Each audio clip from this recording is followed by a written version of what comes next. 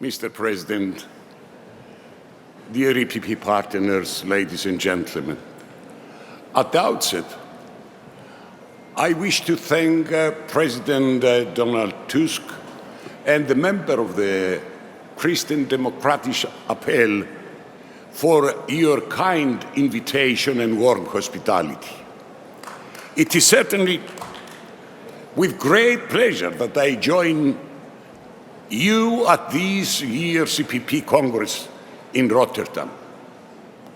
I would be remiss had I not start by expressing my deep appreciation and thankfulness to my good friend Donald Tusk, whose term in office as president of the EPP has come to an end.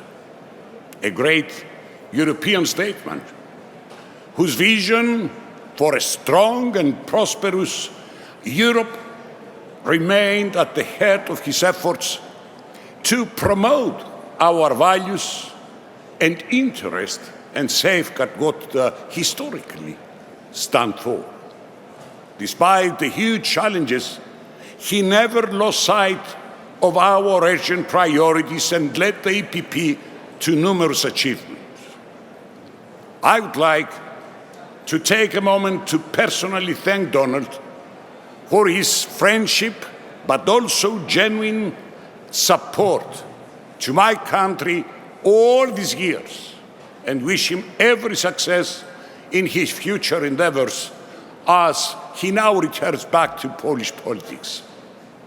This said, the Rotterdam Congress marks the beginning of a new, promising era for us, for our political family, with Manfred Weber at the helm of the EPP, whose impressive credentials are known to everybody. Dear Manfred, you have my warmest congratulations on your election yesterday, and my assurance that you will enjoy our strong support throughout your term. The tasks you will face appear overwhelming. You assume the leadership of the EPP at a watershed moment for the EU. But your integrity and experience, and extensive experience, have proven that you are a man who has his vision to defend our values, provide solutions to the European citizens, and all in all, bring success to the European project.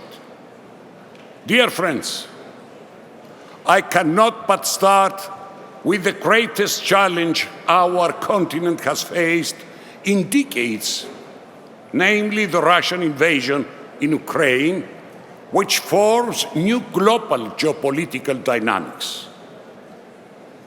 The Russian aggression in Ukraine has entered its fourth month, and the latest concerted attacks on the Donbass industrial area, including the Russian onslaught against populated areas in Donetsk and Luhansk, indicate that we have not seen the end of it. These war images do not belong to our continent in this time and age. We have built our union on the strong fundamentals of democracy, inviolability of borders, and respect of the territorial integrity and sovereignty. These are our principles, and we shall apply them without discrimination. We stand firmly by Ukraine and its people, and we will continue to do so for as long as it takes. On Monday evening, dear friends, we did finally manage to reach an agreement on the sixth package. Our sanctions, which target elites in support of the war, impose a ban on most of Russia's oil imports to tie European market, disconnecting more banks from the SWIFT system, etc., remain important political tool to apply pressure on Russia so as to access hostilities, withdraw its military from Ukraine, and respect Ukraine's sovereignty and territorial integrity. In this respect, allow me to raise 2 points. First, I would like to reiterate the need to ensure the universal application of our sanctions, otherwise they might as well be ill-fated. Regrettably, our joint efforts are hampered by partner countries which provide Russia with sanctions circumventing abilities. This not only dilutes the sanctions' intended effect, but also calls into question our unity and allows third countries, of which some pretend to be allies, to profit from the suffering of the Ukrainian people. Second, we see that the sanctions imposed so far have started having impact on Russia. But we must not be oblivious to the fact that these same sanctions have started bringing at home too.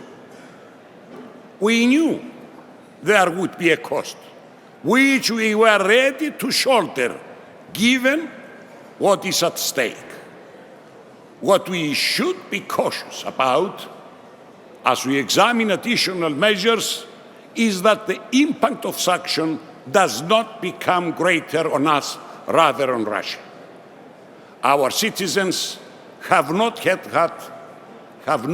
had a respite from the pandemic, and the persistent inflation we already witness will inevitably have adverse effects on our domestic political landscape and economic structure.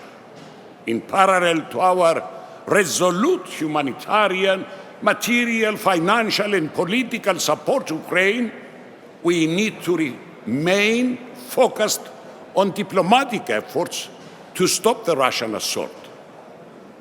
Such efforts should also echo the will of the Ukrainian government.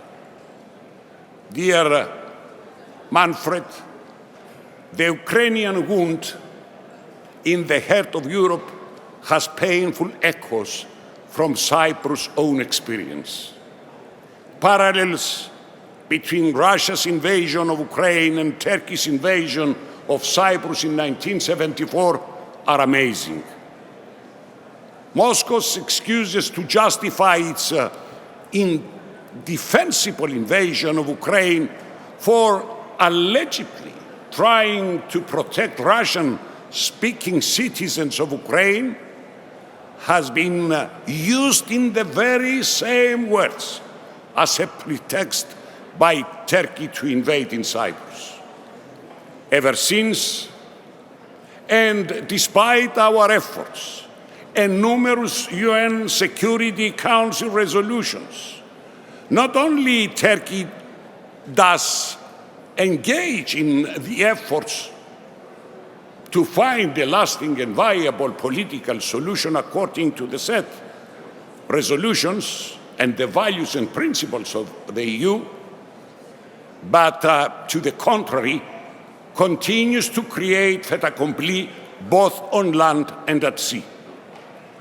The Cyprus and Ukrainian questions are both European problems, and we know very well that we cannot build the Europe that we want and deserve if we do not put an end to this revisionism.